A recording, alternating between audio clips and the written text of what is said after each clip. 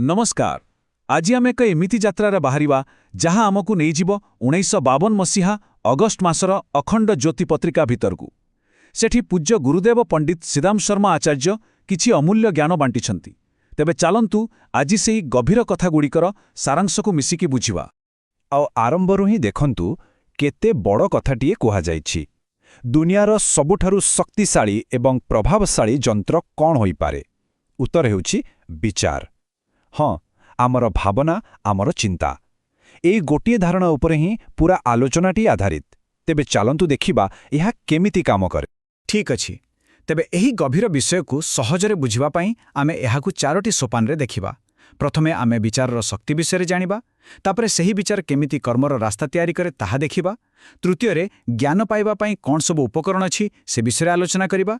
आउ शेषरे एसबुर मूल सार तत्व कोन ताहा बुझिबा। तेबे चालंतु आरंभ करिबा आमर प्रथम सोपानरु, जहाकी हेउछि मूलधुआ विचारर शक्ति। देखंतु एही लेखा अनुसारे गोटिए बहुत बड़ कथा कुहा जाइछि। आमे आम आखपाखरे आम जीवनरे जहाँ भी देखुचे ना, से सबु वास्तवरे आम भितरर दुनियार गोटिए प्रतिफलन मात्र।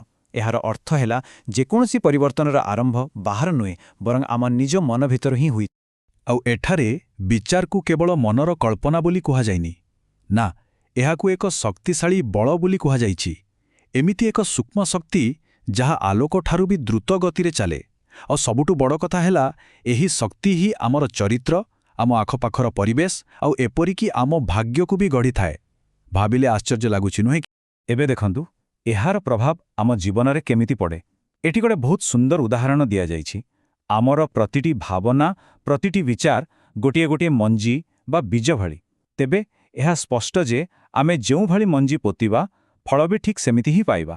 भल विचाररू भल फल, आउ खराब विचाररू फल भी सेमिति। कथाटा शुणिबाकू बहुत सरल लागुथाई पारे, किंतु एहा ही जीवनर सबुठु बड़ सत्य।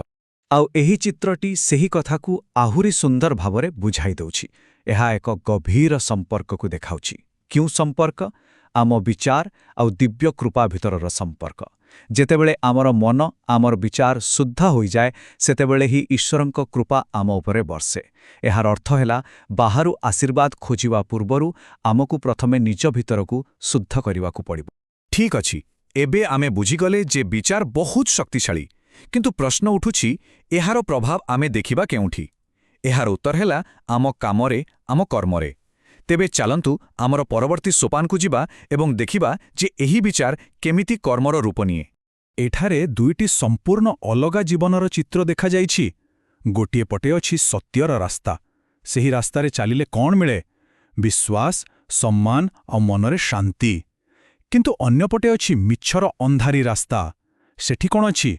केवल संदेह, भय और शेषरे एकाकीपण। पसंद आमर, आमे केउ रास्तारे जिवा? आउ देखंतु 1952 मसीहारे केते आगकू जाई चिंता करा जाइछि। समाजर मूलदुआ किए? एठी स्पष्ट भावे कुआ जाइछि नारी। कारण मनुष्य शरीरर सृष्टि नारी ही करे। आउ तेणु गोटिए देश बा राष्ट्रर प्रगति कहा उपरे निर्भर करे? तार नारीमानंक उपरे, कारण सेमाने ही तो भविष्यत पीढ़ी को गढ़ंती। तेणु एठारे कथाटी बहुत स्पष्ट। नारीर सम्मान आउ समाजर उन्नति भितरे एक सीधा सड़क संपर्क रहिछि। जो समाज निज नारीमानंकु सम्मान दिए, सेमानंकु आगकू बढ़िबार सुजोग दिए, सेही समाज ही प्रकृतरे उन्नत, सेही समाज ही नैतिक एवं आध्यात्मिक भावरे सुस्थ।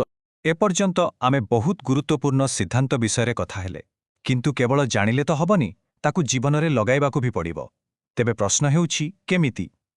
चलंतु एबे आमे किछि व्यावहारिक पद्धति बा उपकरण विषय जानिबा, जहां आमकू निजकू नियंत्रण करिबारे साहाय्य करिबो। एठारे एक बहुत गुरुत्वपूर्ण प्रश्न पचरा जाइछि। आमे समस्ते बही पढ़ू, किंतु केवल बहीर पृष्ठा उल्टाइबा आउ सेई बहीरु प्रकृत ज्ञान पाइबा, ये दुईटा भितरे फरक कौन केबे भाबिचंती? यार उत्तररे किछि बहुत भल उपाय दिया जाइछि। कुहा जाइछि जे प्रकृत ज्ञान पाइबा पई केवल पढ़ीदेले चलिबोनी। आमकू गुरुत्वपूर्ण अंशको बारंबार पढ़िबाकू पड़िबो, पढ़ी सारी ता उपरे मनन करिबाकू पड़िबो, गभीर भावरे चिंता करिबाकू पड़िबो। एपरिकी अन्यमानंक सह से विषय आलोचना कले आमर बुझामण आहुरी गभीर हुए। ज्ञान आहरण करिबा जेतिकी जरूरी, आम मन आउ शरीर को नियंत्रण रे रखिबा भी सेतिकी जरूरी। आउ एथिपाई एठारे एक बहुत भल उपाय दिया जाइछि। एहा हेउछि एक विशेष प्राणायाम, जहार ना मल्लिका प्राणायाम। ଚାଲନ୍ତୁ ଦେଖିବା ଏହାକୁ କେମିତି କରାଯାଏ। ଆଉ ଏହି ପ୍ରାଣାୟାମର ଲାଭ କ'ଣ? ଏହା ଆମ ମନକୁ ଶାନ୍ତ କରେ, ଏକାଗ୍ରତା ବଢ଼ାଏ, ଏପରିକି ଫୁସ୍ଫୁସ୍ ଏବଂ ସ୍ନାୟୁ ସମ୍ବନ୍ଧୀୟ ରୋଗକୁ ବି ଭଲ କରିବାରେ ସାହାଯ୍ୟ କରେ। ଏଥିରୁ ଜଣାପଡ଼ୁଛି ଯେ ଆମ ଶ୍ୱାସ ଆଉ ଆମ ସ୍ୱାସ୍ଥ୍ୟ ଭିତରେ କେତେ ଗଭୀର ସମ୍ବନ୍ଧ ରହିଛି। ତେବେ ଆମେ ଆମ ଆଲୋଚନାର ଶେଷ ପର୍ଯ୍ୟାୟରେ ପହଞ୍ଚିଗଲେଣି। ଏବେ ଆସନ୍ତୁ ଏହି ସମସ୍ତ ଜ୍ଞାନର ସାରତତ୍ତ୍ୱ କ'ଣ ତାହା ଉପରେ ନଜର ପକାଇବା ଆଉ ଏହାକୁ ବୁଝିବା ପାଇଁ ଆମେ ଗାୟତ୍ରୀ ଉପନିଷଦର ଏକ ସଂଳାପର ସାହାଯ୍ୟ ନେବା। ଏହି ଶାନ୍ତ ଚିତ୍ରଟି ଆମର ମହାନ ପରମ୍ପରାର ଏକ ଝଲକ ଦେଉଛି। ଏହା ହେଉଛି ଗୁରୁ ଶିଷ୍ୟ ପରମ୍ପରା, ଯେଉଁଠି ଜଣେ ସଦ୍ଗୁରୁ ନିଜ ଶିଷ୍ୟଙ୍କୁ ଅଜ୍ଞାନର ଅନ୍ଧକାରରୁ ଜ୍ଞାନର ଆଲୋକ ଆଡ଼କୁ ନେଇଯାଆନ୍ତି। ଉପନିଷଦର ମୂଳ କଥା ହିଁ ଏହି ଜ୍ଞାନର ପ୍ରସାରଣ। ତେବେ ଆସନ୍ତୁ ପୁରା ଆଲୋଚନାକୁ ସଂକ୍ଷେପରେ ମନେ ପକାଇବା। ଆମେ କ'ଣ ଶିଖିଲେ? ପ୍ରଥମତଃ, ଆମ ବିଚାର ହିଁ ଆମ ବାସ୍ତବିକତାକୁ ଗଢ଼େ। ଦ୍ୱିତୀୟରେ, ସତ୍ୟର ରାସ୍ତା ହିଁ ଶାନ୍ତିର ରାସ୍ତା। ତୃତୀୟରେ, ଏକ ଶକ୍ତିଶାଳୀ ସମାଜର ମୂଳଦୁଆ ହେଉଛି ନାରୀଙ୍କ ପ୍ରତି ସମ୍ମାନ। ଚତୁର୍ଥରେ, ପ୍ରକୃତ ଜ୍ଞାନ ପାଇଁ ଗଭୀର ପଠନ ଓ ଚିନ୍ତନ ନିହାତି ଜରୁରୀ। ଆଉ ଶେଷରେ, ପ୍ରାଣାୟାମ ଦ୍ୱାରା ଆମେ ମନ ଓ ଶରୀର ଉଭୟକୁ ନିୟନ୍ତ୍ରଣ କରିପାରିବା। ଏହି ସବୁ ଜ୍ଞାନ ପରେ ଶେଷରେ ଗୋଟିଏ ପ୍ରଶ୍ନ ନିଜକୁ ପଚାରିବାର ଅଛି। ଯଦି ଆମର ଗୋଟିଏ ବିଚାରରେ ସତରେ ଦୁନିଆ ବଦଳାଇବାର ଶକ୍ତି ଅଛି, ତେବେ ଆଜିଠାରୁ ଏହି ମୁହୂର୍ତ୍ତରୁ ଆମେ ସମସ୍ତେ କେଉଁ ଗୋଟିଏ ସବୁଠାରୁ ଗୁରୁତ୍ୱପୂର୍ଣ୍ଣ ବିଚାରକୁ ନିଜ ଭିତରେ ପାଳିବା ଉଚିତ? ଏହି ପ୍ରଶ୍ନଟି ଉପରେ ଚିନ୍ତା କରିବା ପାଇଁ ଛାଡ଼ିଦେଇ ଆଜିର ଏହି ଆଲୋଚନାକୁ ଏଇଠି ଶେଷ କରୁଛି। ଧନ୍ୟବାଦ।